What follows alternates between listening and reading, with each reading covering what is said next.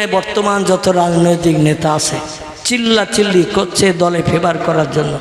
SIR শুরু হচ্ছে না পশ্চিমবাংলায়, এখন খাওয়া ঘুম উঠে গেছে। বিশেষ করে মুসলমানদের আমাদের ভ্যাবলা রেলগেটের পাশ থেকে নেওড়াদিঘির গেট পর্যন্ত পুরো রাস্তা দুই ধারে সব ঝুপড়ি ঘর মানুষের, সব বাংলাদেশের মানুষ। ওরা নিশ্চিন্তে খাচ্ছে আর ঘুমোচ্ছে, ওদের কোনো চিন্তা নাই। কারণ বর্তমান দিল্লির পার্লামেন্টে যে সরকার, সেই সরকার যে ধর্মাবলম্বী ও রেলগেটের দুই পাশে বসবাস করছে ঝুপড়ি নিয়ে, কেউ বা 5 ইঞ্চি দেয়াল দিয়ে, ওরা সেই ধর্মাবলম্বী। ওদের কোনো এসআইআরের কোনো বিষয় টিষয় নাই। বিষয় হলো মুসলমানদের। ঠিক বললাম না ভুল বললাম? আচ্ছা, আমরা বিদেশি না স্বদেশী? আমরা আমরা আমরা হলাম স্বদেশী। এই দেশে আমাদের দাদা জন্ম নিয়েছে, এই দেশে বাপ জন্ম নিয়েছে, এই দেশে আমি জন্ম নিয়েছি, এই দেশে আমাদের বাচ্চা জন্ম নিয়েছে, ভবিষ্যৎ জেনারেশন কিয়ামত পর্যন্ত চলবে। কিন্তু এমন এমন তথ্য দিচ্ছেন দিল্লি সরকারের দল বলের লোকেরা, মুসলমানদের খাওয়া ঘুম সব এখন হারাম হয়ে গেছে। সঠিক কাগজপত্র ডকুমেন্ট যদি দেখাতে না পারেন, আসামের মতো ওই রকম অবস্থা হবে কিনা জানি না। এখন ভয় দেখাচ্ছে না খুব বেশি, কিন্তু পরবর্তী দেশের নাগরিকত্বের প্রমাণ যদি দেখাতে না পারেন, আপনাকে অবশ্যই ডিটেনশন ক্যাম্পের ভিতরে ঢুকতে হবে। যে ক্যাম্পে 17 লক্ষ মানুষ 3-4টে ক্যাম্পের ভিতরে ভরা। আমি অধম প্রায় যাই আসামে, গৌহাটি হয়ে এমন করে বিভিন্ন এয়ারপোর্ট হয়ে যায়। আমার ভাইরা মাঝে মাঝে ওই ক্যাম্পের পাশ দিয়ে যেতে হয়। দরং ডিস্ট্রিক্ট, নওগাঁ ডিস্ট্রিক্ট, এমন করে বিভিন্ন ডিস্ট্রিক্টে খারুপেটিয়া হয়ে বিভিন্ন জায়গায় বিভিন্ন এলাকায় মাঝে মাঝে ডিটেনশন ক্যাম্পের ভিতরে যেতে হয়। আমরা দেখবেন একটা খাটে 2 হাত 3 হাত, আর হসপিটালের বেড, এই বেডে একজন মানুষ শোয়। আর ডিটেনশন ক্যাম্পের ভিতরে এই রকম জায়গায় 3 জনকে শুতে হয়। পাশ ফেরার জায়গা নাই। সেখানে আবার নারী পুরুষ একসঙ্গে রাখা। রাতের গভীরে যখন ঘুমিয়ে পড়ে, তাদের চরিত্র পর্যন্ত সংরক্ষণ করতে পারছে না। সম্ভবত আমাদের পশ্চিম বাংলাও ডিটেনশন ক্যাম্প হবে, এবং সেখানে একসঙ্গে রাখা হবে নারী পুরুষ। কি আদর্শ চরিত্র, কতটা সংরক্ষণ করে থাকবে, সেটাই আল্লাহ বেশি খবর রাখেন। ঠিক বললাম না ভুল বললাম? দেখবেন সামনে এমন একটা পরিস্থিতি আসবে। শুধু তাই নয়, দিল্লির সরকারের নেতারা জলগম্ভীর স্বরে আওয়াজ দিচ্ছে, কোনো হিন্দু ভাইদের চিন্তা নাই, একটা বাংলাদেশি মুসলমানকে দেশে রাখা হবে না, সব মুসলমানদের বিদায় করে দিতে হবে। তাদের সম্পর্কে আবার তথ্য দেওয়া আছে, তারা হলো শরণার্থী। আর মুসলমানেরা যদি বাংলাদেশ থেকে এসে থাকে, এরা হলো অনুপ্রবেশকারী। ওরাও এসেছে বাংলাদেশ থেকে, এরাও এসেছে বাংলাদেশ থেকে। তার 2 জনের নাম তো শরণার্থী বলা যেত না? 2 জন একই চেহারা, একই সব, একই রক্ত, একই চামড়া, একই গোশত, একই বেলাট, তো ধর্মে আলাদা। তো মুসলমানেরা হলে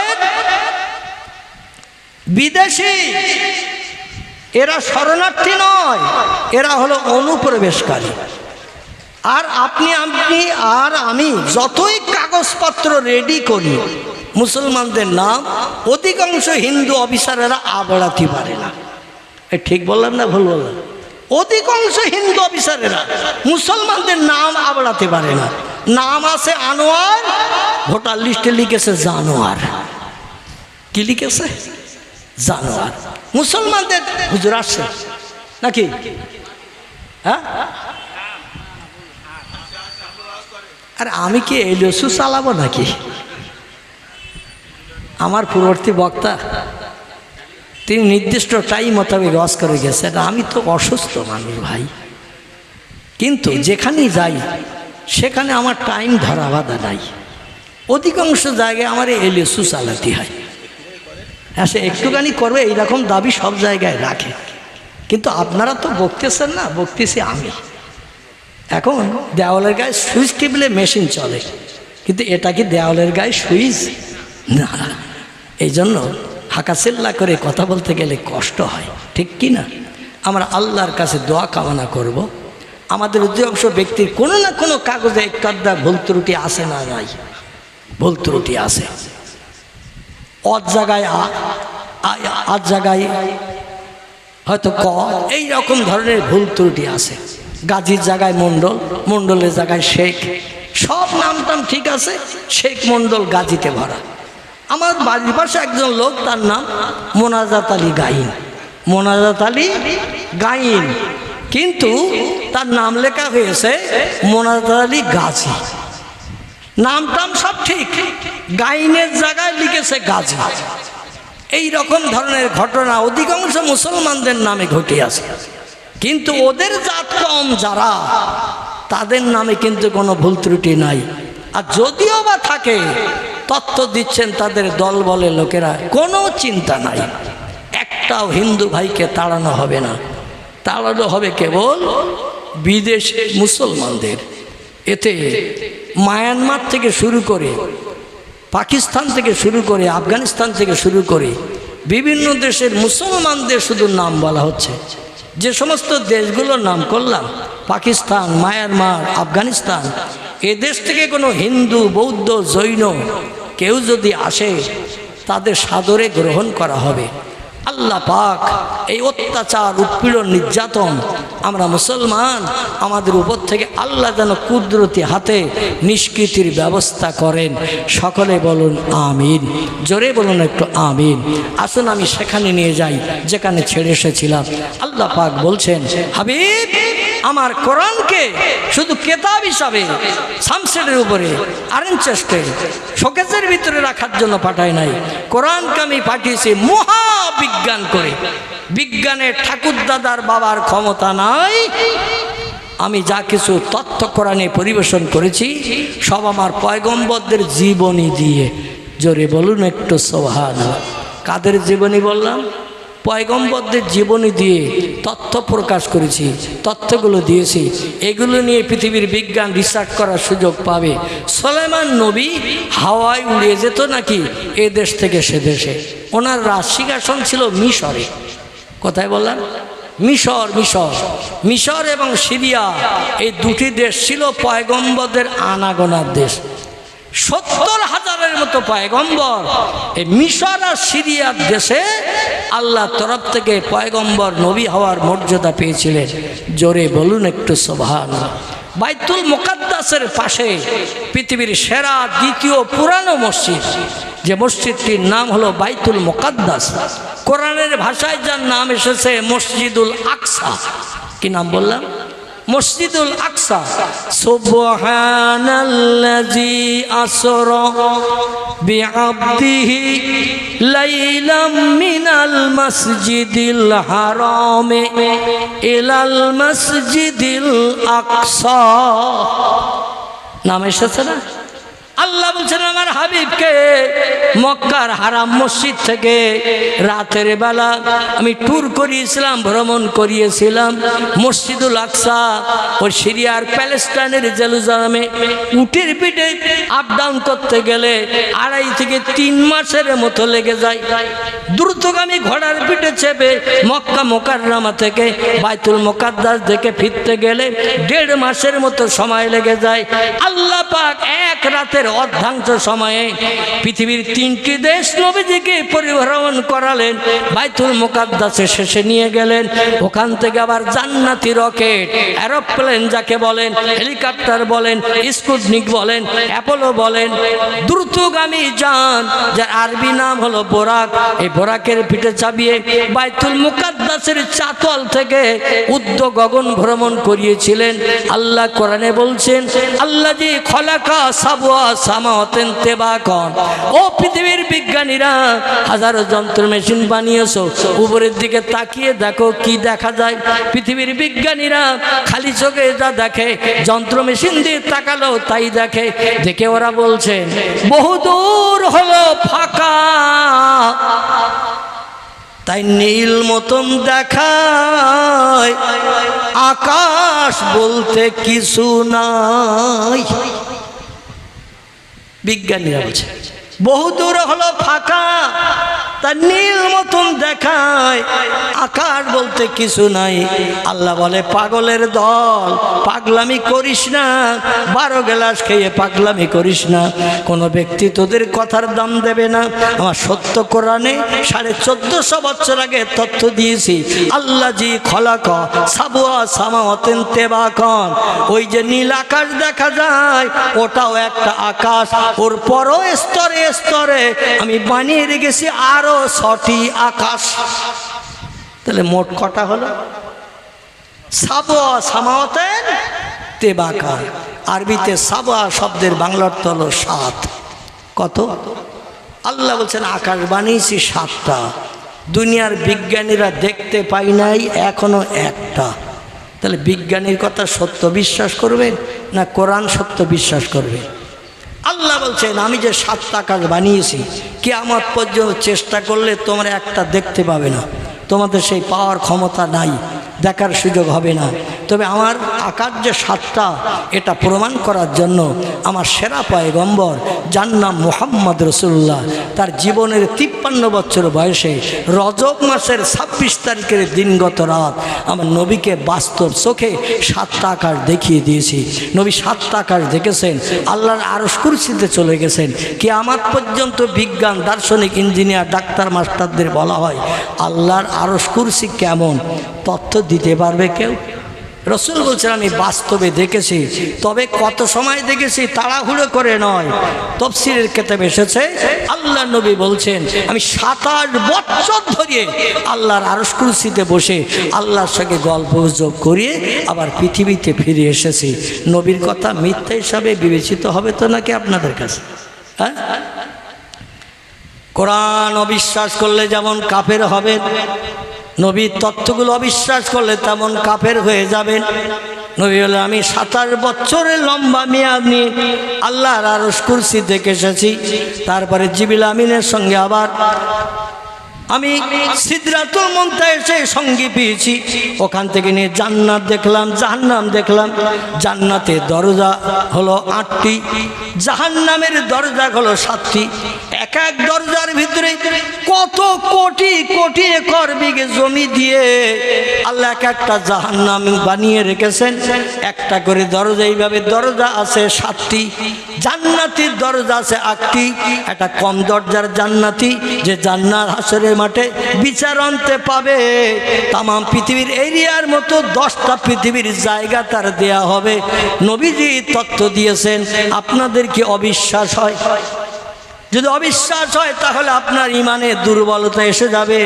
এই জন্য আপনাকে না দেখলেও বিশ্বাস করতে হবে কোরআন সত্য, নবীর কথা সত্য। জোরে বলুন একটু আমিন।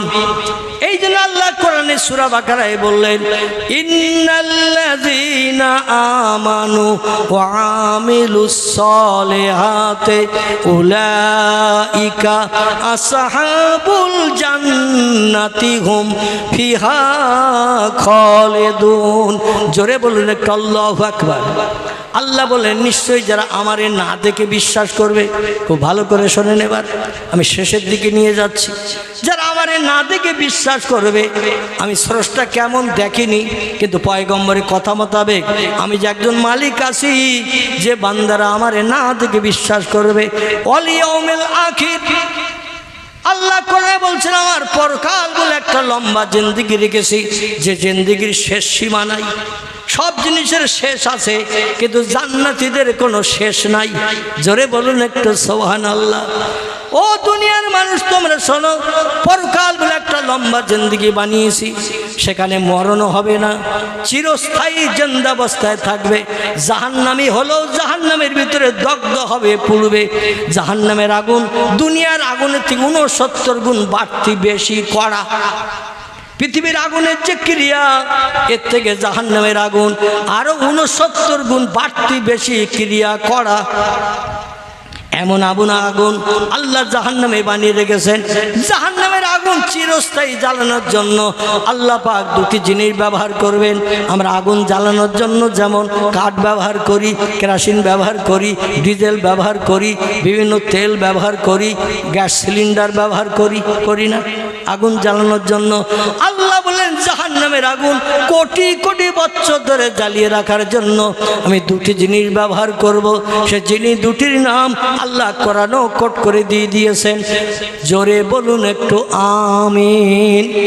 একটির নাম হলো মানুষ, আর একটির নাম হলো পাথর। কি বললাম নাম? একটির নাম হলো মানুষ। ইয়া আইয়ুহাল্লাযীনা আমানু কু আনফুসাকুম ওয়া আহলিকুম নারা। এরপরই বলছেন আল্লাহ, আমার এই জাহান্নামের আগুনে তোমাদের দগ্ধ হতে হবে। আমার হুকুমের অমান্যতা যদি দাও, হুকুমকে বাস্তব জীবন রূপদান যদি না করো, আমার জাহান্নামের আগুনে তোমাদের পড়তে হবে। তো নিজে বাঁচলে হবে না, তোমার আহাল পরিজন বর্গ দিকেও বাঁচাতে হবে। তুমি একা সলিমউদ্দিন চাচা 5 ওয়াক্ত নামাজ পড়ো, তাহাজ্জুদের নামাজ পড়ো, ইশরাকের নামাজ পড়ো, আওয়াবিনের নামাজ পড়ো, চাষতের নামাজ পড়ো, তুমি আল্লাহওয়ালা নামাজি। তোমার স্ত্রী নামাজ পড়ে না, তোমার ছেলে নামাজ পড়ে না, মেয়ে নামাজ পড়ে না। এদের যদি নামাজি না বানাও, ওরা যখন জাহান্নামে যাবে তোমার টেনে নিয়ে জাহান্নামের আগুনে দগ্ধ করবে। এই জন্য আল্লাহ বলছেন ওয়াহলিকুম নার, আমার জাহান্নামের কঠিন আগুন থেকে তোমার আহাল পরিজন বর্গ দিয়েকে বাঁচাও। এক অন্নভুক্ত সংসারে যারা দৈনন্দিন খায় এরা হলো আহাল পরিজন। নিজে বাঁচলে হবে না, আহাল পরিজনদের বাঁচাতে হবে, কারণ ওরাই হাসরের মাঠে আপনার আমার শত্রু হবে। এরপরে আল্লাহ বলছেন ওকুদুহান নাস, জাহান্নামের আগুন চিরস্থায়ী জ্বালিয়ে রাখার জন্য আমি মানুষকে কাঠ বানাবো। আল্লাহ তারপরে বলছেন অল হেজারত, আমি জাহান্নামের আগুনকে জ্বালিয়ে রাখার জন্য কোটি কোটি বছর ধরে পাথরগুলোকে ব্যবহার করব। পাথর আর মানুষ হবে জাহান্নামের আগুন জ্বালানো কাঠ। নবী বলছেন সাহাবীরা তোমরা কি দেখেছো পাহাড়ের মাথা দিয়ে ঝর্ণার পানি ঝরে? বর্তমান যুগে বিজ্ঞানীরা টেলিভিশন মেশিন বানিয়েছে, বিভিন্ন দেশান্তরে পাহাড়ের ছবিগুলো যখন দেখায়, ঝর্ণার বাড়ির রান্নাঘরে বসেও ঝরছে কলকল করে, দেখতে পাওয়া যায় না? কি কথা বলে? টেলিভিশনের পর্দায় ঘরে রান্নাঘরে বসেও দেখতে পারবেন। বিভিন্ন পাহাড় থেকে ঝর্ণার পানি ঝরে। আবার কিছু পাহাড় আছে হাজার হাজার বছর ধরে দাঁড়িয়ে আছে, এক ফোঁটাও পানি ঝরে না। আছে না নাই? পয়গম্বর বলেন সাহাবীরা তোমরা কি জানো কিছু পাহাড় দিয়ে ঝর্ণার পানি 24 ঘন্টা ঝরছে, কলকল করে বেরিয়ে আসছে। কিছু পাহাড়ের ভিতর থেকে এক ফোঁটাও পানি বার হয় না। বিষয়টা কি? সাহাবীরা বললেন আল্লাহু আলাম ওয়া রাসূলিহি, আল্লাহ এবং তার রাসূল এ সম্পর্কে বেশি খবর রাখেন, আমরা জানি না। ইয়া রাসূলুল্লাহ আপনি বলে দিন তথ্যটা কি? নবী বললেন শোনো, পৃথিবীতে পাহাড় 2 রকমের আছে। করকম? পাহাড় 2 রকমের আছে। এক ধরনের পাহাড় হলো মরা, এক ধরনের পাহাড় হলো জিন্দা। এক ধরনের পাহাড় হলো জিন্দা পাহাড় গজায়, আর মরা পাহাড় যুগ যুগ ধরে একই অবস্থায় থাকে। এই পাহাড়গুলো হলো মরা। নবী বলছেন সাহাবীরা জিন্দা পাহাড় তারে বলা হয় যে পাহাড়ের মাথা দিয়ে কলকল করে বিনা মেশিনে অঝর ঝরে পানি ঝরতে থাকে, কলকল করে পানি নামতে থাকে। এই পানিগুলো আসলে ঝর্ণার পানি নয়, এগুলো পাহাড়ের চোখের পানি। জোরে বলুন একটু সুবহানাল্লাহ। নবীর কথা মিথ্যে হিসাবে আপনি ধারণা করলেই কিন্তু কাফের হয়ে যাবেন। শরীয়তের ফতোয়ার কিতাব এই তথ্য দিয়েছে। এই জন্য নবী বলছেন জিন্দা পাহাড় যেগুলো তারা কাঁদে। সাহাবীরা বলছেন ইয়া রাসূলুল্লাহ পাহাড় কেন কাঁদে? আল্লাহর পয়গম্বর বলছেন কোরআনের আয়াত কি পড়ো নাই? ওয়াকুদুহান নাসু ওয়াল হিজারাতু আলাইহা, জাহান্নামের আগুন কোটি কোটি বছর ধরে জ্বালিয়ে রাখার জন্য আল্লাহ 2টি জিনিস ব্যবহার করবেন। একটার নাম হলো মানুষ, একটার নাম হলো পাথর। পাথর জ্বালিয়ে আল্লাহ জাহান্নামের আগুন জ্বালিয়ে রাখবেন। যেমন কয়লা যদি ধরিয়ে দেয়া হয় অনেক সময় আগুন জ্বলতে থাকে না? কয়লা যদি যদি জ্বালিয়ে দেওয়া হয় আগুন থাকবে অনেক সময়। আল্লাহ এই কয়লার মতো পাহাড়কেও সেদিন বানিয়ে নিয়ে জাহান্নামের আগুন চিরস্থায়ী জ্বালিয়ে রাখবেন। এই পাহাড়গুলো এই তথ্য যখন শুনলেন তখন থেকেই জাহান্নামের আগুন থেকে নিষ্কৃতির জন্য আল্লাহর দরবারে জিন্দা পাহাড়গুলো কান্না শুরু করে দিল। ওরা এত কান্না কাঁদে জাহান্নামের আগুনে দগ্ধ না হওয়ার ভয়ে, তাই ওদের চোখের পানিগুলো বর্তমান প্রযুক্তির বিজ্ঞানীরা ঝর্ণার পানি বলে অভিহিত করেছে। আসলে পানি ঝর্ণার পানি নয়, এ হলো জাহান্নামের আগুনের ভয়ে নিষ্কৃতির জন্য পাহাড় 24 ঘন্টা ধরে কাঁদে। জোরে বলুন একটু আমিন। খুব বেশি দূর আপনাদের যেতে হবে না, এই পশ্চিম বাংলার কয়েকটি অঙ্গরাজ্য জেলা আছে, সেখানে গেলেই কিন্তু আপনি পাহাড় দেখতে পাবেন। যেমন আমাদের এই পশ্চিম বাংলার এমন করে মুর্শিদাবাদ মালদা ডিস্ট্রিক্ট পেরিয়ে যে আপনি যখন দিনাজপুরের দিকে চলে যাবেন বা বর্ধমান হয়ে যখন আপনি চলে যাবেন বাঁকুড়ার দিকে, বর্ধমান ডিস্ট্রিক্ট পেরিয়ে যখন বাঁকুড়ায় ঢুকবেন, বাঁকুড়ায় গেলে দুটি পাহাড় আপনার দেখার সুযোগ হবে। সম্ভবত 1982 সাল হবে, যদিও 1-8 বছরে ডিভাইড হতে পারে, আমার ডায়েরি না দেখেই তথ্যটা দিচ্ছি। 1981 কিংবা 82 সাল হবে। এখান থেকে অন্তত 38-39 বছর আগের কথা বলছি। আমি তখন মোটর বাইক চালিয়ে জলসা করতে যেতাম পশ্চিম বাংলার বিভিন্ন জেলায়। আমার মোটর বাইকের 4 বার ইঞ্জিন পাল্টানো হয়েছে, চলেছে মোট 4 লক্ষ কিলোমিটার। কতটা বললাম? 4 লক্ষ কিলোমিটার। আপনারা এই দেবকের মানুষ অবশ্যই দেখেছেন, কারণ আমি এখান থেকে পাস করে সপ্তাহে 1 দিন করে খিদিরপুরে যাই। আমার মোটর বাইকটা আপনারা অবশ্যই দেখেছেন, ইয়ামা গাড়ি ছিল। এই কিছুদিন আগে বিক্রি করে দিয়েছি। কিনেছিলাম 20,100, বেচেছি 18,000। কত বললাম? 18,000-এ বেচেছি 40 বছর চালানোর পর। বিক্রি হবে এরকম দামে? কারণ এই গাড়িটা হাডি গাড়ি, 4 বার ইঞ্জিন পাল্টিয়েছে, 4 লক্ষ কিলোমিটার চালিয়েছে। এই গাড়ি করে বাড়ি থেকে চলে গেছি বাঁকুড়া জেলার সদর শহর। এমন করে ওই বাঁকুড়ার সদর শহর জেলা থেকে একটু উত্তর দিকে যেতে একটি জায়গার নাম হলো বাদুলাড়া। কি নাম বললাম? বাদুলাড়া। তার পাশে একটি গ্রাম, গ্রামটির নাম হলো ভিকুড্ডি। কি নাম বললাম? যদি কোনোদিন ফুরফুরার পীর সাহেব কেবলা আপনাদের এখানে এই এলাকায় আসে, আমার তত্ত্বটা সত্যকে মিথ্যা একটু যাচাই করবেন, কারণ ওখানে উনিও ছিলেন। নামটা বলবো? না বললে তো বুঝতে পারবেন না। হ্যাঁ, নারায়ে তাকবীর, নারায়ে তাকবীর।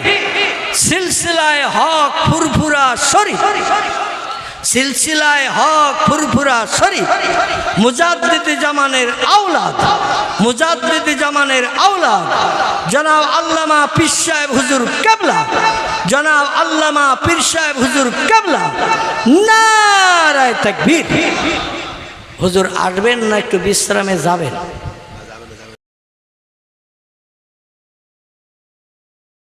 ছিলেন, জোরে বলুন একটু সুবহানাল্লাহ।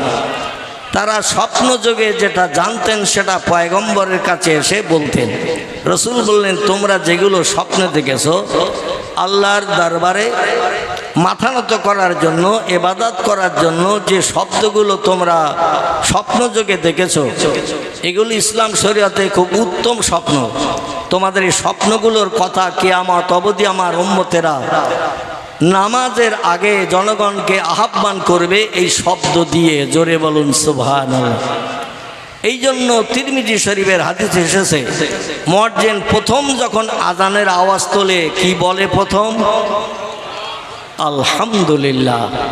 এই আল্লাহু আকবার শব্দ যখন মুয়াজ্জিন মসজিদের মাইকে তোলে বা খালি মুখে তোলে, আওয়াজ যত দূর পর্যন্ত যায় ইবলিস শয়তানের গায়ে বিষ লাগা মতো হয়। কি লাগা বললাম? বিষ লাগা মতো হয়। শয়তান বিষের যন্ত্রণায় ছটফট করতে করতে দূরে চলে যায়। যতদূর পর্যন্ত মুয়াজ্জিনের কণ্ঠের আওয়াজ আল্লাহু আকবার শব্দটা যায়, ইবলিস তার ভেতরে ওই আজান শেষ না হওয়া পর্যন্ত তার ভিতরে ঢোকে না। তো আজান শেষ হয়ে গেলে কিন্তু আবার ঢোকে। বোঝা গেল? আজান যত সময় চলে শয়তান এলাকা ছেড়ে পাগলের মতো ছুটে বেরিয়ে যায়।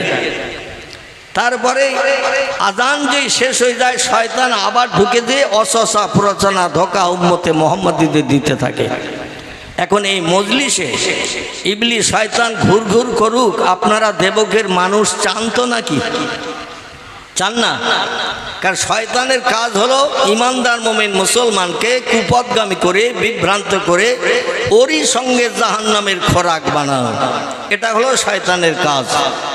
এই জন্য আমরা শয়তান এখানে ঘুর ঘুর করুক এটা আমরা চাই না।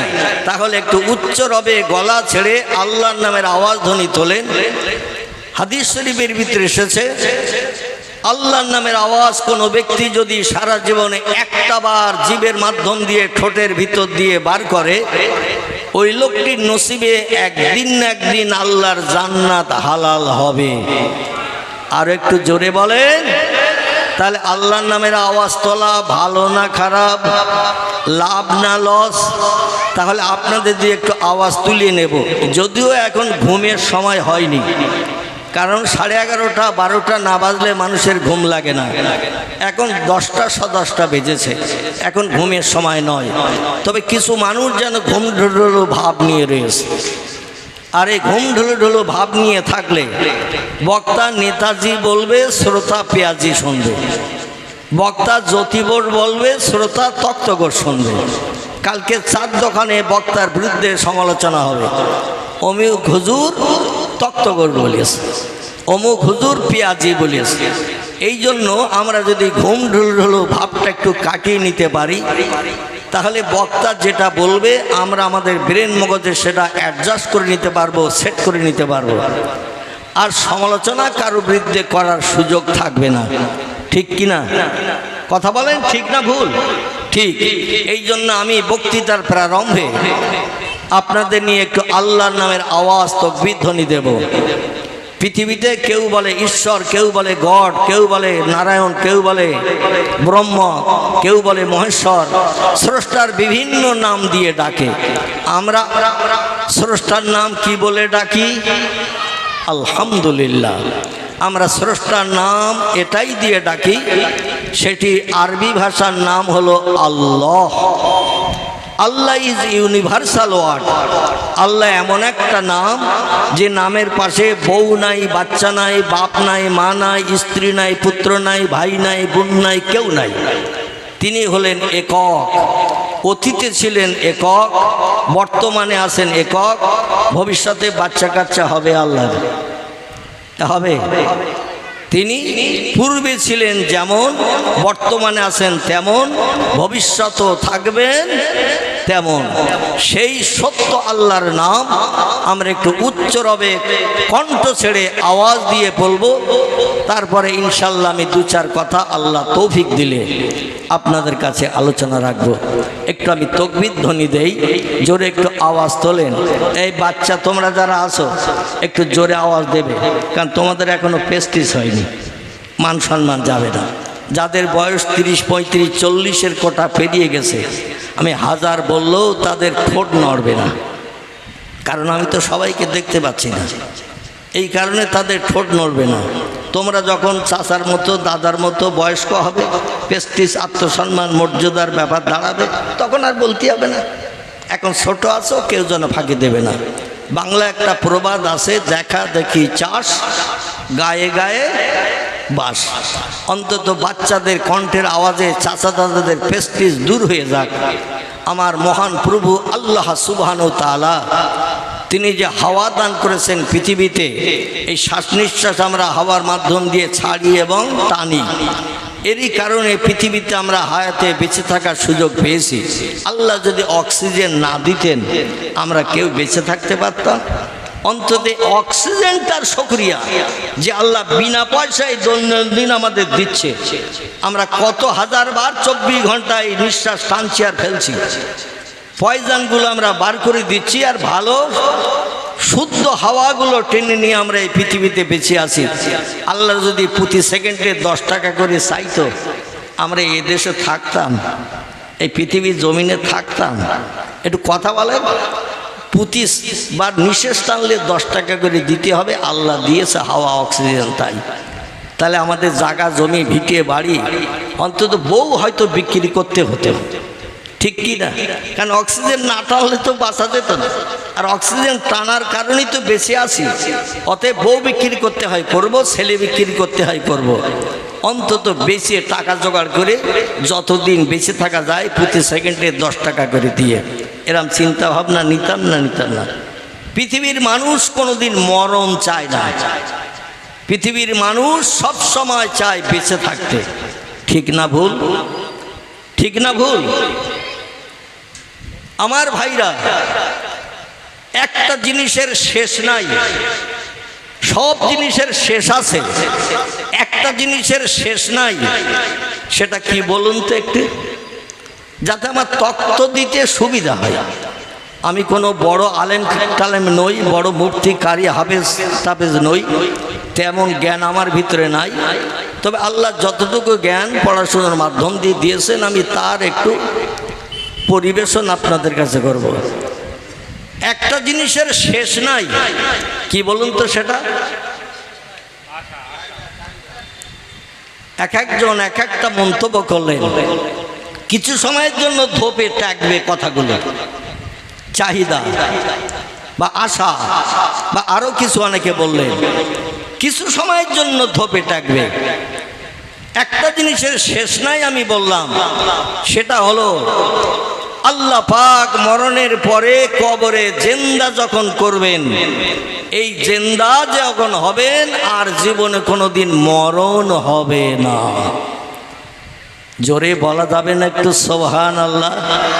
কবরে মরণের পরে জিন্দা হবেন, এটা কোরআনে সূরা বাকারায় আল্লাহ তথ্যকট করেছেন। যদিও আমরা অনেকে বিশ্বাস করি না, বর্তমান প্রযুক্তির যুগের বিজ্ঞানীরা, দার্শনিকেরা, ইঞ্জিনিয়ারেরা এরা অনেকে বিশ্বাস করতে চায়নি। 4 ভাগ দার্শনিকেরা তো তথ্যই দিয়ে রেখেছে পুস্তকে। 12 ক্লাসে দর্শন শাস্ত্র পড়বেন, দেখবেন তার ভিতরে তথ্য আছে। দুনিয়া হলো আনন্দের জায়গা, দুনিয়া হলো ফুর্তির জায়গা। যতদিন বেঁচে আছো আনন্দ করো, ফুর্তি করো, খাও আর মরো, মরণের পরে আর কিছু নাই। দুনিয়া হলো ক্ষণস্থায়ী, আজকের আসো আগামীকাল থাকবে না। আগামীকালের জন্য কোনো আশা যেন উঠিয়ে রেখো না। যখন যেটা মনে ইচ্ছা হবে সঙ্গে সঙ্গে পূরণ করে নিও সেই সময়ে। ভবিষ্যতের জন্য আশা উঠিয়ে রাখলেও আশা জীবনে আর পূর্ণ হবে না। কারণ যমদূত আজরাইল কখন এসে চাবি মোড়া দেবে তুমিও জানো না, আমিও জানি না। যদি মরণ একবার যমদূত ঘটিয়ে দেয়, জীবনের আশা পূর্ণ হবে না, এ আশা থেকেই যাবে। আমার একজন ভাই বলছিলেন আশার কথা।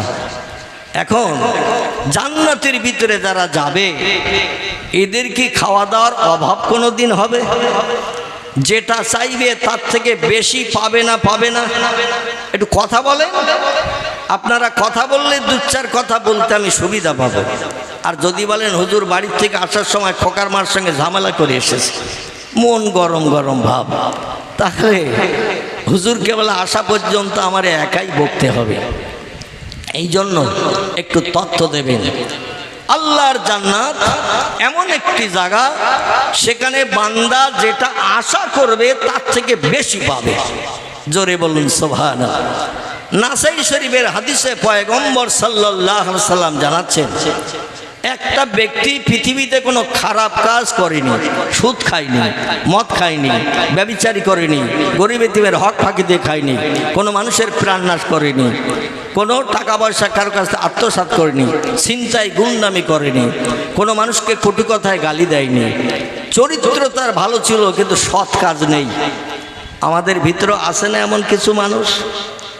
চরিত্র ভালো, কিন্তু তার জীবনে সৎ কাজ নাই। সৎ কাজ কি আমি বক্তৃতার প্রারম্ভে বলবো, বক্তৃতা শুরু করে বলবো। এখন ওদিকে গেলে আমার বক্তৃতার শুভ সূচনা করা যাবে না।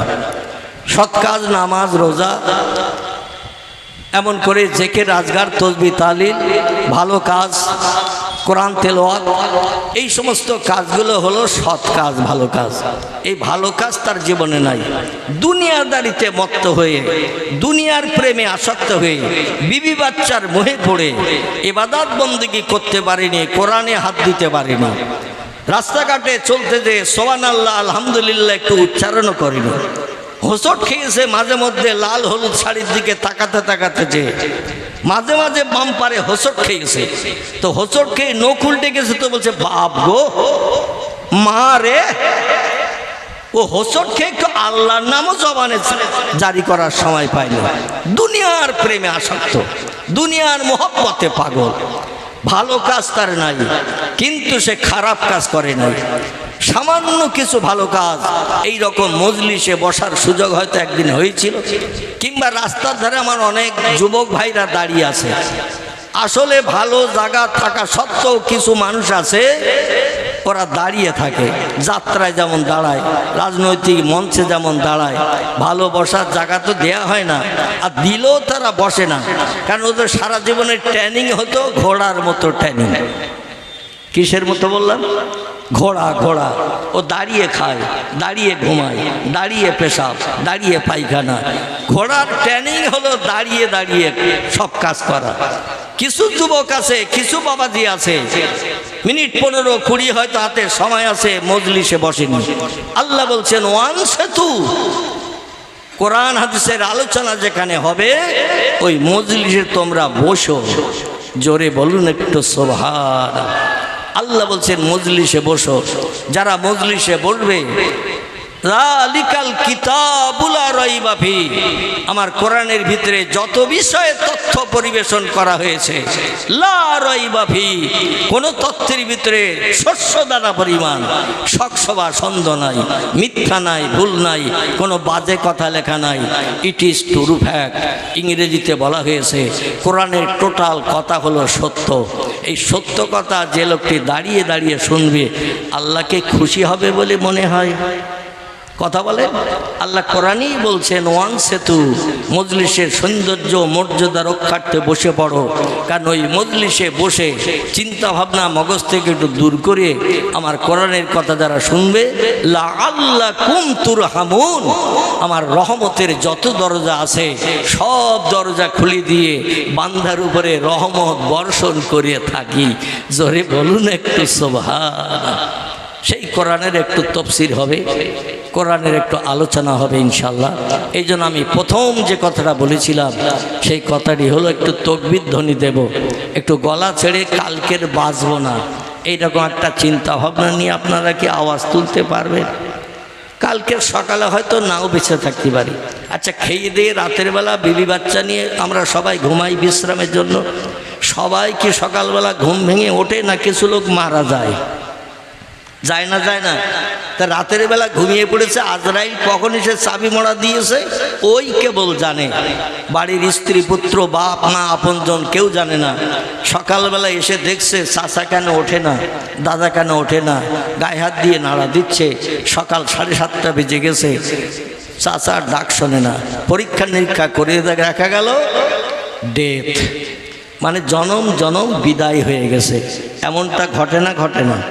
বাড়ি থেকে ভালো মানুষ যাচ্ছে কোনো জায়গায় কোনো কারণে কোনো কাজে, হঠাৎ রাখছে অ্যাক্সিডেন্ট হয়ে, মানে গাড়ির চাকার তলায় পিষ্টে হয়ে এমন মরিয়েছে, বেলসা ছাড়া লাশ তোলার কোনো কায়দা নাই। এরম ঘটনা ঘটে না? ঘটে না? মাথা ফেটে যে ঘিনু ছিটকে চতুর্দিকে বেরিয়ে গেছে, গোস্ত পোস্ত সব ওই রকম ছিটকে বেরিয়ে গেছে। আচ্ছা, বাড়ির লোকেরা যদি জানতো আজকে রাস্তায় গেলেই গাড়ির চাকার তলায় পড়ে মারা যাবে, বাড়ির লোকেরা ছেড়ে দিত বলে মনে হয়? ছেড়ে দিত? সবাই ছেড়ে দিত, বউ ছাড়ত না। ঠিক কি না? বউ ছাড়তো না, কারণ আমার স্বামী মারা গেলে বিধবা হব, সারা জীবন যৌবনে ক্ষুধা নিবৃত্তি হবে না, সন্তানদের মুখে আর কোনো খাবার এনে দিতে পারবে না, চিন্তা ভাবনা করে। এর থেকে বেশি চিন্তা করে কে? আলহামদুলিল্লাহ, সবার থেকে বেশি চিন্তা করেন জনম দুঃখিনী 32টি নারী ছাড়া ব্যথাওয়ালা একজন নারী, তিনি হলেন মা। মা মা এই মায়ের হৃদয়ে, মায়ের কলিজায় তুষের আগুন সারা জীবন যতদিন বাঁচবে জ্বলবে না নিভে? কি জ্বলবে না নিভে? জ্বলবে। কিন্তু আল্লাহ বলছেন ফাইজা জা আজালুহুম লা ইস্তাখিরুনা সাআতাও ওয়ালা ইস্তাকদিমুন। আল্লাহ বলছেন মরণের আস্বাদ সব সৃষ্টির চাকানো হবে। এমন কোন সৃষ্টি পৃথিবীতে নাই যার মরণের আস্বাদ চাকানো হবে না। প্রত্যেকটি জিনিসের এক একটা টেস্ট আছে না নাই? গোশের একরকম টেস্ট, মিষ্টির একরকম টেস্ট, দইয়ের একরকম টেস্ট, দেখবেন ইলিশ মাছের একরকম টেস্ট আছে না নাই? আল্লাহ বলছেন মরণের আস্বাদটা কি একদিন তোমাদের চাকানো হবে, এ থেকে নিষ্কৃত কেউ পাবে না। এই জন্য পৃথিবী চিরস্থায়ী বসবাসের জায়গা নয়, এই পৃথিবী হলো ক্ষণস্থায়ী। চলে যেতে হবে এখান থেকে, পরিবর্তন করে, জায়গা পরিবর্তন করে চলে যেতে হবে। যেখানে আমরা যাব, এই দুনিয়া ছেড়ে যেখানে যাব, সেইটা হলো আমাদের চিরস্থায়ী বসবাসের জায়গা। জোরে বলুন একটু সুবহানাল্লাহ। এই জন্য একটু সেই মহান মাবুদ আমাদের যেন চিরস্থায়ী বসবাসের জায়গাটা একটু উত্তম জায়গা বানিয়ে দেন। এই জন্য আল্লাহর নামের আওয়াজ একটু তুলে জান্নাত যাতে হালাল বানাতে পারি। কাল সকালবেলা বেঁচে থাকবো, সার্টিফিকেট বিজ্ঞানও দেয়নি, ইঞ্জিনিয়ার দেয়নি, ডাক্তার দেয়নি, মাস্টার দেয়নি, ভূতত্ত্ববিদ দেয়নি, ঐতিহাসিক দেয়নি, কেউ দেয়নি এই তথ্য। আল্লাহ পাক রব্বুল আলামিন যাতে আমাদের চিরস্থায়ী বসবাসের জায়গাটা অনলগ্নিকুণ্ড জাহান্নাম না বানিয়ে আল্লাহ তার স্বাদের জান্নাত আমাদের জন্য হালাল বানান। সকলে বলুন আমিন। উচ্চারবে একটু তাকবীর ধ্বনি দেন। নারায়ে তাকবীর। আমার আওয়াজ কি স্লো হয়েছে বলে মনে হচ্ছে নাকি? মানে বাংলা একটা প্রবাদ আছে, হুজুর যত ঘষে শ্রোতা তত আওয়াজ দেয়। আমার ঘষা কি একটু কম হয়ে গেছে বলে মনে হয়? আমার ভাইরা, আমি আরও জোরে কথা বলতাম, কিন্তু আমার পেটে বর্তমান 21টা সেলাই কাটা হয়ে গেছে, চামড়ায় চামড়ায় জড়া গেছে, একেবারে পাঁজরের কাঠির থেকে নিয়ে কুচকি পর্যন্ত, গুপ্তাঙ্গের একেবারে 1 আঙুল দূর পর্যন্ত। প্রত্যেকটি নারী পুরুষের গুপ্তাঙ্গ আছে, পুরুষদের গুপ্তাঙ্গ যেখান থেকে শুরু ওইখান থেকে এই 1 আঙুল দূরে পর্যন্ত আমার পেট কাটা সেলাই। টোটাল 21টা সেলাই ডাক্তাররা দিয়েছিল। এই জন্য ডাক্তার বলেছিল জোরে চিল্লাবে না, কিন্তু এই ওয়াজ করতে যেও কথা মনে থাকে না, ওয়াজ করতে যেও কথা মনে থাকে না।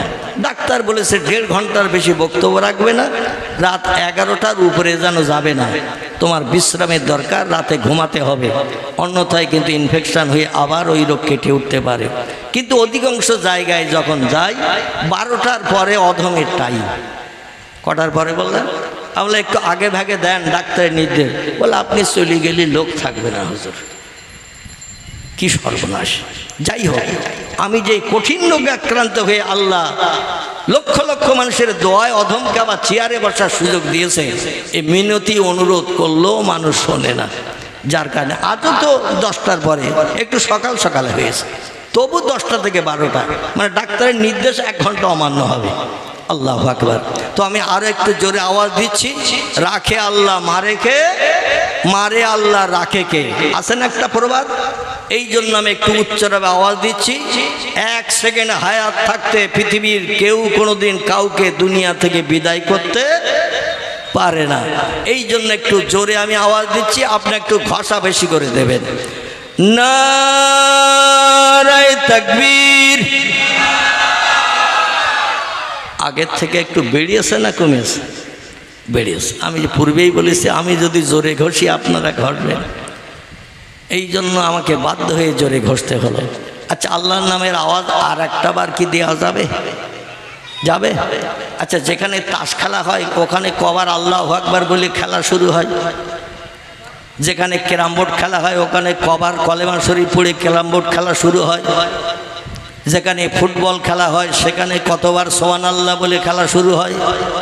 দুনিয়ার কোনো জায়গায় আল্লাহর নামের জপ জিকির হয় না, ঠিক না ভুল? কেবল এই বেহেশতের বাগানে আল্লাহর নামের জপ জিকির হয়। এই জন্য আমি আরেকটা বার তাকবীর দেব, জীবনের শেষ তাকবীর মনে করে আরেকটা বার একটু আওয়াজ তুলুন, নারায়ে তাকবীর। দেবকীর মহান বিশ্ব নবী দিবস, দেবকীর মহান বিশ্ব নবী দিবস। দ্বীন ইসলাম, দ্বীন ইসলাম, আল কোরআনের আলো, আল কোরআনের আলো, আল হাদিসের আলো, আল হাদিসের আলো। মক্কা শরীফ, মদিনা শরীফ, বাগদাদ শরীফ, আজমির শরীফ, সিলসিলায় হক ফুরফুরা শরীফ। নারায়ে তাকবীর। প্রাণ ভরে একটু দরুদ শরীফ। আল্লাহুম্মা সাল্লি আলা সাইয়্যিদিনা মাওলানা মুহাম্মদ ওয়া আলা আলি সাইয়্যিদিনা মাওলানা মুহাম্মদ। দরুদ শরীফ পড়া ভালো না খারাপ? লাভ না লস? কেমন লাভ? আমি বক্তৃতা শুরু করি, তারপরে সংক্ষেপ কিছু তথ্য দিয়ে মূল বক্তব্যের দিকে আপনাদের নিয়ে যাব। আপনার অস্বস্তি বোধ করছেন না তো? আলহামদুলিল্লাহ। যদি গা ম্যাজ ম্যাজ হয়, আশেপাশে মনে হয় চার দোকান আছে, আছে না? একটু গরম চা খেয়ে আসবেন, ম্যাজ ম্যাজে ভাবটা কেটে যাবে। আল্লাহ পরিবেশটাও ঠান্ডা রেখেছেন। দিনের বেলা আপনাদের দিকে বোধহয় এক পশলা ভালো বৃষ্টি হয়েছে, আমাদের ওদিকে নুনগুড়ি মতো হয়েছিল আজকের। গতকালকে দুপুরবেলা বৃষ্টি হয়েছিল বেশ মাঝারি সাইজের, আজকের কিন্তু একেবারে নুনগুড়ির মতো হয়েছে। কিন্তু আমি এসে দেখছি আপনাদের রাস্তার উপরও পানি বেঁধে আছে, তাতে আমি বুঝলাম যেদিকে একটু বেশি বৃষ্টি হয়েছে। আল্লাহর অফুরন্ত রহমত। পৃথিবীতে যত ধর্মগ্রন্থ আছে, কারবা নাম বেদ, কারবা নাম পুরাণ, কারবা নাম গীতা, কারবা নাম ভগবত, কারবা নাম রামায়ণ, কারবা নাম মহাভারত, কারবা নাম জেন্দাবাস্তা, কারবা নাম গ্রন্থ সাহেব, কারবা নাম মনুসংহিতা, কারবা নাম উপনিষদ, কারবা নাম তৌরিত, কারবা নাম জব্বুর, কারবা নাম ইঞ্জিল। এভাবে যত ধর্মগ্রন্থ আছে, অধিকাংশ ধর্মগ্রন্থ মানুষের মগজ ধোলাই করা কথা। যদিও তৌরিত, জব্বুর, ইঞ্জিল আল্লাহর আসমানি বাণী, বর্তমানে বিশ্ববাসীর কাছে আছে সব মানুষের রচনা করা, আসল কেতাব নাই। একটাই কেতাব আসল হিসাবে 1450 বছর পরও এখনো আসল হিসাবে বিবেচিত আছে, তার নাম হলো আল কোরআন। কি নাম বললাম? আল কোরআন। সেই কোরআনের থেকে আমি কিছু উদ্ধৃতি দেব ইনশাআল্লাহ, তার তরজামা এবং ব্যাখ্যার দিকে আপনাদের নিয়ে যাব। কারণ শুধু তরজামা বললে মানুষের মগজে কোরআনের কথা ঢুকবে না, এই জন্য একটু ব্যাখ্যা করতে হবে আয়াতের। আল্লাহ শুধু সারমর্মগুলো দিয়েছেন, আর পয়গম্বর মুহাম্মদ রাসূলুল্লাহ জীবনী এবং তার বাণী এগুলো হলো তফসির। জোরে বলুন একটু সুবহানাল্লাহ। আল্লাহর কোরআনের কথা সত্য না মিথ্যা? একটু জোরে বলেন। সত্য কথা শুনতে আপত্তি আছে কার কার? একটু হাত তোলেন। আপত্তি আছে কার কার? এই দেখেছেন কিছু চাচা দাদার ঘুম ঢোল ভাব লেগে গেছে।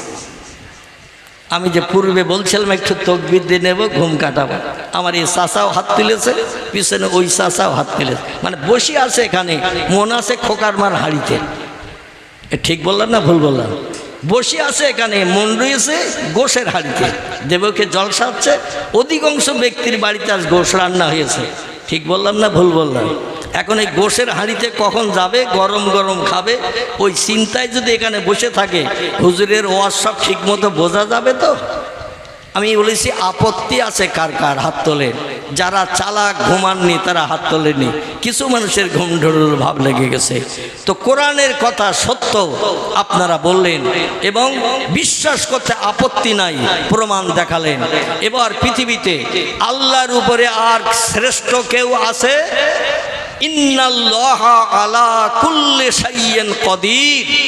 আল্লাহ বলছেন যত শক্তি বিজ্ঞানীরা অধ্যয়ন করুক, অর্জন করুক, যত শক্তি দেখাক। আচ্ছা, এখন দেখেছেন না জেসিবি মেশিন? জেসিবি মেশিন দেখেছেন? দেখেননি? এদিকে আসেনি? এসেছে। আচ্ছা, 10টা লোক যদি ঝুড়ি কোদাল নিয়ে মাটি কেটে কোনো পুকুর পাড় বাঁধে, আর জেসিবি মেশিন যদি 20 মিনিট হাতল চালিয়ে মাটি কেটে দেয়, 10টা লোকের ঝুড়ি কোদাল চালিয়ে মাটি ফেলাটা বেশি হবে না জেসিবি মেশিন 20 মিনিট মাটি তুলে দিলে বেশি হবে? কি জেসিবি দিয়ে বেশি হবে? এরকম একটা আওয়াজ দেবেন অধমের কান পর্যন্ত যাতে আসে। তাহলে বিজ্ঞান উন্নত হয়েছে, দুর্জয়কে পরাজয় করেছে বর্তমান বিজ্ঞানীরা, অজানা জিনিসকে পৃথিবীর মানুষকে জানিয়ে দিয়েছেন। এই জন্য পৃথিবীর বিজ্ঞানীরা অনেকে বলেছেন there is no God, Allah is nothing. স্রষ্টা বলতে, প্রভু বলতে কেউ নাই, আমরা স্রষ্টা মানি না। তাদের জিজ্ঞাসাবাদ করা হলো কেন মানো না? ওরা বলল আল্লাহ যদি তামাম পৃথিবীর মালিক একজন হবে, না জানি তার চেহারা কত বড় হবে। অতীতকাল থেকে নিয়ে বর্তমান কাল পর্যন্ত কোনো বিজ্ঞান, কোনো দর্শন, কোনো ইঞ্জিনিয়ার, কোনো ডাক্তার, কোনো মাস্টার, কোনো ভূতত্ত্ববিদ, ঐতিহাসিক, ভৌগোলিক, সাহিত্যিক কেউ আল্লাহরে দেখতে পায়নি। আমরা যেটা দেখতে পাই সেটা বিশ্বাস করি, যেটা দেখতে পাই না সেটা বিশ্বাস করি না। বিজ্ঞানীদের বলা হলো সব কি দেখা যায়? ওরা বলছে সব দেখা যায় না বলেই তো আমরা দূরবীক্ষণ যন্ত্র বানিয়েছি। দূরবীন, দূরবীন বোঝেন তো? দূরবীন। এই যে আমরা জলসায় বসে আছি প্যান্ডেলের তলায়, আমাদের চোখের সামনে হাজার হাজার জীবাণু পয়জন ঘুরে বেড়াচ্ছে, ক্ষুদ্রতি ক্ষুদ্র। আমরা আমাদের চোখে একটাও জীবাণু পয়জন দেখতে পাচ্ছি, কিন্তু আইগেলার দূরবীন চোখে লাগান, হাজার হাজার জীবাণু পয়জন আপনার নাকে মুখের পাশে, চোখের পাশে ঘুরে বেড়াচ্ছে। এটা দূরবীক্ষণ যন্ত্রে ধরা যায়। ওরা বললো আমরা তীক্ষ্ণ যন্ত্র বানিয়েছি, আটলান্টিক মহাসাগরের পানির তলায় কি আছে উপর থেকে তাও দেখতে পাচ্ছি, প্রশান্ত মহাসাগরের পানির তলায় কি আছে সেটাও উপর থেকে দেখতে পাচ্ছি, বড় বড় পাহাড় পর্বতের উপরে কি আছে সেটাও আমরা দূরবীনের মাধ্যমে দেখতে পেলাম। আর আল্লাহ পৃথিবীর মালিক একদিনও আমাদের আপনজন, চাচা, দাদা, পাড়া প্রতিবাসী কেউ বলেনি আল্লাহর আমি কালকে দেখে এসেছি। এই জন্য আমরা বলি যেটা দেখি সেটা বিশ্বাস করি, যেটা দেখি না সেটা বিশ্বাস করি না। আচ্ছা, এই তথ্য, এই থিওরিকে আমাদের মেনে চলা যাবে? জোরে বলুন, মেনে চলা যাবে? মেনে চলা যাবে না। কিছু জিনিস কিয়ামত পর্যন্ত চেষ্টা করলেও আমরা দেখতে পাবো না। দেখতে না পাওয়া সত্ত্বেও আল্লাহরে আমরা স্রষ্টা বলে মানব না, মানব না। এখানেই বিজ্ঞানীদের সঙ্গে ইমানদার মোমেন মুসলমানদের একেবারে রাত দিনের মতো পার্থক্য। রাতের বেলা যেমন দিনের আলো পাওয়া যায় না, দিনের বেলা যেমন রাতের আলো পাওয়া যায় না, ঠিক তদনুরূপ বিজ্ঞানীদের সঙ্গে ইমানদার মোমেন নবী ভক্ত মুসলমানদের ওই রকম পার্থক্য কিয়ামত অবধি থাকবে। জোরে বলুন একটু সুবহানাল্লাহ। তবে যারা স্রষ্টারে মানবে না, আল্লাহর কোরআনের বিধানগুলো বিশ্বাস করবে না, তাদের পরিণতি কি হবে? আর যারা না দেখে আল্লাহরে বিশ্বাস করবে তাদের পরিস্থিতি, পরিণতি কি হবে? আসুন আমরা একটু সামনের দিকে কোরআনের আয়াত নিয়ে গিয়ে যাই। পয়গম্বর মুহাম্মদ রাসূলুল্লাহ জবানি, কোরআন যদি সত্য হয়, যারে না বানালে আল্লাহ কিছুই বানাতেন না। হাদিসে কুদসির ভিতরে এসেছে লাউলাকা লামা খলাকতুল আফলাক। আল্লাহ বলছেন আমি কোনো কিছুই বানাতাম না, ফেরেশতাও বানাতাম না, জান্নাতও বানাতাম না, জাহান্নাম বানাতাম না, জান্নাতের পরিসেবক হুর গেলেমান পর্যন্ত আমি বানাতাম না, আসমান জমিন চন্দ্র সূর্য গ্রহ নক্ষত্র সাগর সলিল পাহাড় পর্বত গিরিরাজি কিছুই বানাতাম না সৃষ্টির পূর্বে যদি আমার মুহাম্মাদুর রাসূলুল্লাহকে না বানাতাম। আর একটু জোরে বলুন নারায়ে তাকবীর। সেই নবীজির বাণী কথা আপনাদের কাছে দুটি একটি রাখবো, তার তরজমা এবং ব্যাখ্যা রাখবো। আপনারা শুনতে রাজি আছেন? আচ্ছা, কে কে রাজি আছেন এইবার একটু হাত তুলে দেখান তো দেখি। নারায়ে তাকবীর। আলহামদুলিল্লাহ। রসুলের জবানি কোরআনের মতো সত্য না মিথ্যা? সবাই একমত? একমত। তাহলে আমি একটুখানি হাফি আলি পরীক্ষা নেব আপনাদের। কি পরীক্ষা? হাফি আলি টেস্ট ফাইনাল নেব না। ফাইনাল নিলে বাড়ি চলে যাবেন, কারণ পরীক্ষা শেষ হয়ে গেছে। এবার কবে মার্কশিট দেবে, প্রোগ্রেসের রিপোর্ট দেবে, সেই অপেক্ষায় এক আধ সপ্তাহ ছাত্ররা অপেক্ষা করে। কারণ খাতাগুলো দেখবে, নাম্বার দেবে, আবার মার্কশিটে লিখে দেবে, দিনের দিন হাতে দেবে। কেউ বা হাঁটবে, কেউ বা কাঁদবে, ঠিক কি না? এই জন্য ফাইনাল পরীক্ষা নেব না। কোরআনকে কেমন সত্য বিশ্বাস করেন, পয়গম্বরের জবানি। আমি যার নাম কয়েকটি পূর্বে বলেছি, কারবা নাম বুখারী শরীফ, কারবা নাম মুসলিম শরীফ, কারবা নাম তিরমিজি, কারবা নাম আবু দাউদ, কারবা নাম ইবনে মাজাহ, কারবা নাম নাসাই, কারবা নাম দারমি, কারবা নাম দারকুতনি, কারবা নাম বাইহাকি, কারবা নাম তিবরানি, কারবা নাম মুয়াত্তা মালিক, কারবা নাম ইসকাতুল মাসাবি, কারবা নাম ইবনে হাব্বান, কারবা নাম আল হাকিম, কারবা আল মুস্তাদরাক, কারবানাত তারগিব, কারবানাম আল হাসান। এগুলো সব সহি হাদিসের কেতাবের নাম ভরা আছে পুস্তকের পৃষ্ঠায়, কিছু কম বেশি 3.5 লক্ষের মতো। কতটা বললাম? 3.5 লক্ষের মতো। এই সহি হাদিসের কেতাবের ভিতরে পয়গম্বরের জবানি লিপিবদ্ধ হয়েছে 1450 বছর আগ থেকে নিয়ে বর্তমান 2021 সালের শেষের দিকে, এই 25 সালের শেষের দিকে আমরা এখন বর্তমানে চলছি। আজ পর্যন্ত নবীজির বাণী একটা মিথ্যা, কোনো বিজ্ঞান, কোনো দর্শন, কোনো ইঞ্জিনিয়ার, কোনো ডাক্তার, কোনো মাস্টার, কোনো ভূতত্ত্ববিদ, কোনো ঐতিহাসিক, কোনো ভৌগোলিক একটা তথ্য মিথ্যা প্রমাণ করতে পেরেছে?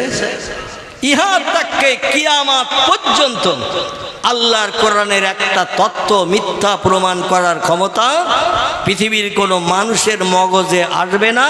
পয়গম্বরের জবানি সত্য, এটা মিথ্যা বানানোর দায়িত্ব কোনো ব্যক্তি সার্টিফিকেট দিয়ে দিতে পারবে না। কারণ রাসূল বলছেন, ইন্নামা বুইস্তু মুআল্লিমান, আল্লাহ পাক আমাকে তাম বিশ্ববাসীর শিক্ষক করে, টিচার করে, প্রফেসর করে, অধ্যাপক, অধ্যক্ষ করে বিশ্ববাসীর কল্যাণের জন্য আমাকে উচ্চ শিক্ষিত করে পাঠিয়েছেন। আমার মতো জ্ঞান অতীতে কারো ছিল না, বর্তমানে নাই, ভবিষ্যৎ জেনারেশন কিয়ামত পর্যন্ত কারো নসিবে জড়বে না। জোরে বলুন একটু সুবহানাল্লাহ।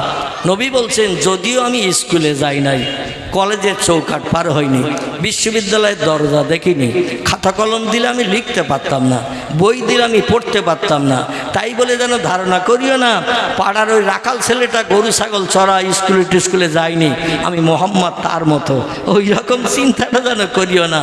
আল্লাহ পাক আমাকে তাম বিশ্ববাসীর শিক্ষক করে, অধ্যাপক করে, অধ্যক্ষ করে পাঠিয়েছেন।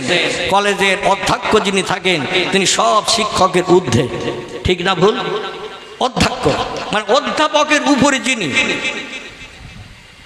ইনি হলেন সব শিক্ষকের ঊর্ধ্বে, উপরে। রাসূল বলছেন, আমাকে সেই ব্যক্তি করে আল্লাহ পাক পাঠিয়েছেন। এখন আল্লাহর জ্ঞানটান আছে না নেই? আল্লাহ যদি পাঠিয়ে থাকে নবীরে পৃথিবীর সেরা জ্ঞানী করে, তাহলে আল্লাহর তো জ্ঞান থাকার দরকার। এ কি ভুল বলছি আমি? আল্লাহ তো জ্ঞান থাকার দরকার। আল্লাহর জ্ঞান বিজ্ঞানীর থেকে কম না বেশি? একটু জোরে বলেন। দার্শনিকদের জ্ঞান আল্লাহর থেকে বেশি না কম? কম। সাহিত্যিক, ঐতিহাসিক, ভৌগোলিক, এই পৃথিবীতে ইঞ্জিনিয়ার যারা রিসার্চ করে, গবেষণা করে অনেক কিছু বানিয়েছে, বিজ্ঞানীরা অনেক কিছু বানিয়েছে যা পূর্বে ছিল না, বর্তমানে মানুষের মুখে হাসি ফুটিয়ে অনেক যন্ত্রপাতি বিজ্ঞান বানিয়েছে।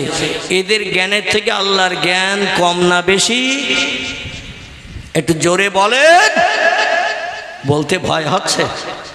বসিরহাট থানার ওসি বোধহয় কাল ধরে নিয়ে যাবে সত্য কথাটা বললে, নাকি জেলখানায় ভরিয়ে দেবে, ডালিয়া রুটি দেবে, মাছের ঝোল টোল নসিবে জুটবে না, এরকম একটা ব্যাপারটা আবার আছে নাকি?